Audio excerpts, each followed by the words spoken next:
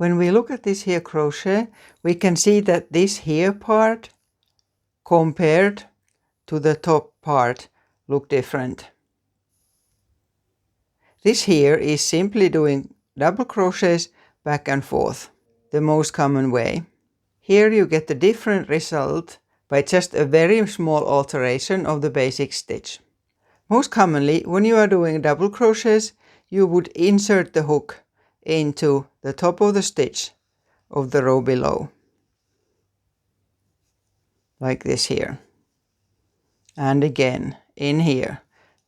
The most common way is taking both loops of the stitch, or although you can of course just take one or the other, like this here. But that's not what I have been doing here to get this kind of a result.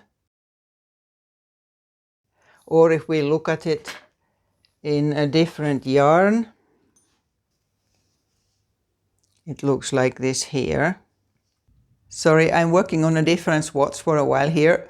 What happened is that there was a mistake on the video and I'm not where I could get the original swatch at the moment.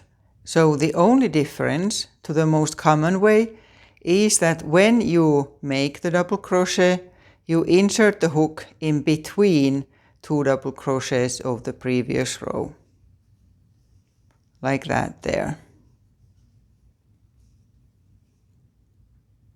Again, in between two double crochets of the previous row. I'll continue to the end of the row now and then we'll look at starting a new row, because there's just one difference there to how you would do it if you don't go in between the stitches.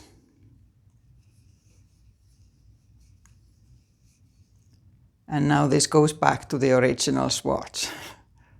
And as you know, very often people chain 3 for turning when it's double crochets. But here you would only do 2, and the reason for that is that the rows are not as high because this and this bit here overlap more. So you go straight into the first space between them after chaining 2, and then keep going. I work a couple of stitches still in this other one. So you go in between the stitches. And that's all. Check out also these other stitch tutorials here. Till next time.